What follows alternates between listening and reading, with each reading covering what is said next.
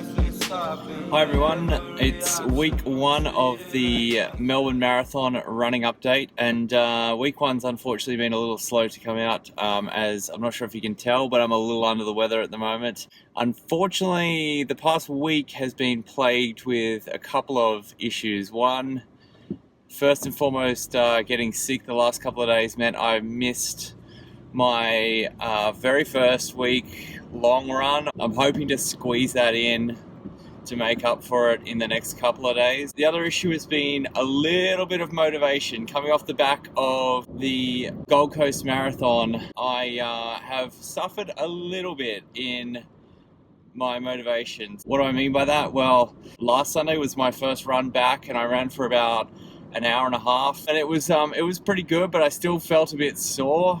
So I took the Monday and Tuesday off and didn't really get back into it till Wednesday.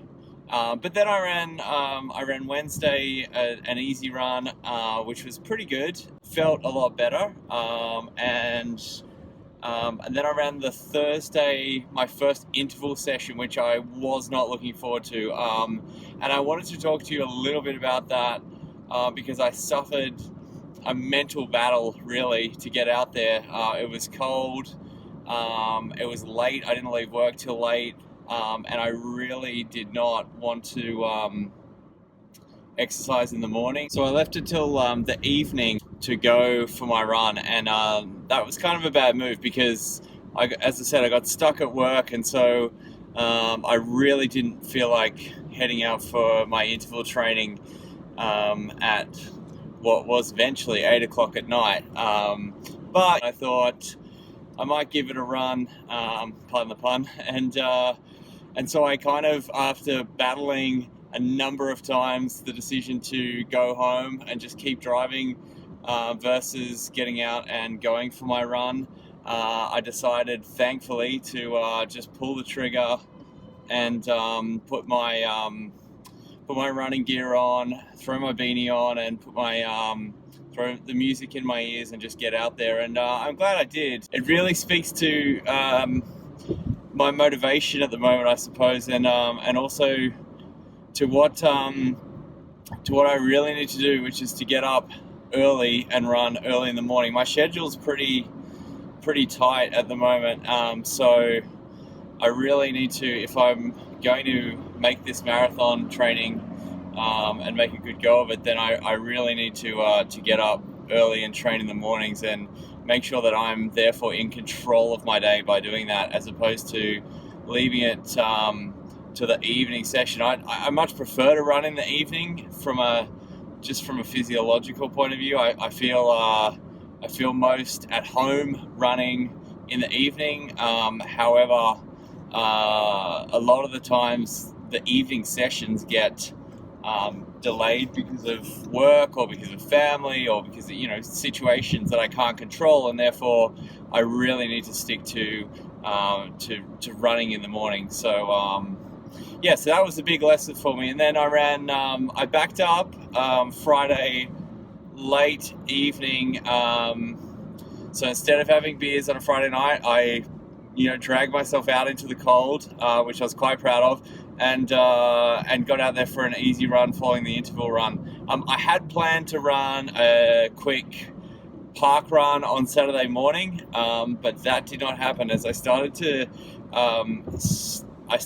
basically come down with this virus that I have at the moment. My resting heart rate spiked on my Fitbit, so I normally sort of sit in the mid to high 40s, and my resting heart rate in the last few days has consistently been up around 54, which I know it doesn't sound like much, but when you kind of monitor the trend of the resting heart rate over time, and for me, 54 is actually quite elevated. I knew that something was up, and then I started feeling really lethargic. I had a big wave of exhaustion. I slept in quite a bit on Sunday. Just needed the Zeds, and so I'm for once in my life learning to listen to my body and not just push it. Whilst I say that I'm lacking a little bit of a motivation at the moment, I really enjoyed this week getting back into running, having not run for 3 weeks after the Gold Coast Marathon. So I don't think I'm going to have long-term motivational issues in the next 12 weeks. So I think I should be okay. It's just feeling a bit average at the end of the week and feeling a bit stiff and sore at the beginning of the week. So overall, how did I do this week? Well, I think I would give myself a score of maybe 5 out of 10. I think that the interval session was really good. I think the first session at the beginning of the week was okay, and it proved to me that I'm not chronically sore still, so that was a positive. And then I think kind of the easy runs either side were good, but obviously I took 5 points off for being sick and missing both the little park run that I had intended on doing and the end of the week long run. So missing my first long run of the week is not ideal, obviously. So in total this week I ran about 40 odd kilometers, which, for a first week back I wasn't unhappy with. I'd like to have run sort of closer to 50 or 60, but reasonably happy with 40 kilometers as I said, as a first week back. So the key takeaways for week 1 of Melbourne Marathon training are, drumroll please. Number 1 is listen to your body. When you're getting sick, take a step back. Number 2, motivate yourself to get out in the mornings rather than running in the evenings and losing control of your day potentially. Number 3 is it's better to get out and do something rather than nothing. So this is the theory that 1 is better than 0, and stop trying to be a perfectionist and only running when you feel 100% up to it. What will I try and do better next week? Number 1, I will try and run more Ks. I will try and stick to my schedule and run the schedule as prescribed. Number 2 is during the week, my first week back, the stomach muscles and the glutes were very evidently underdone. So in the 3 weeks that I'd taken off after the marathon,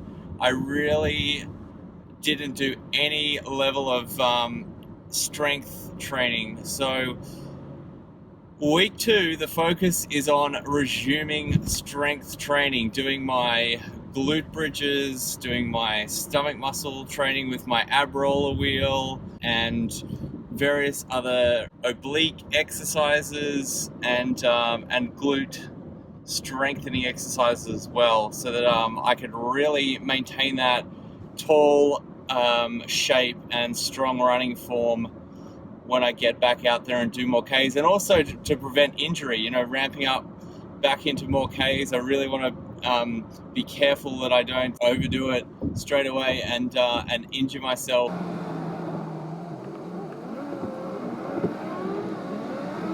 So that's it for week 1 of this Melbourne Marathon running series. We hope you enjoyed this video, even though it was from the comfort of my car. If you like this video, please hit like, and if you really like our content, please hit subscribe. It would mean the world to us. We're going to continue to produce this video on a weekly basis and push it out to whoever wants to watch. If you are looking for running gear, be it Garmin or Fitbit or Polar, or 2XU or Skins or Saucony or Mizuno or Nike, then look no further than onsport.com.au. Check us out online and hit us up on all the socials. We hope you enjoyed it. Have a great week. Happy running. Bye.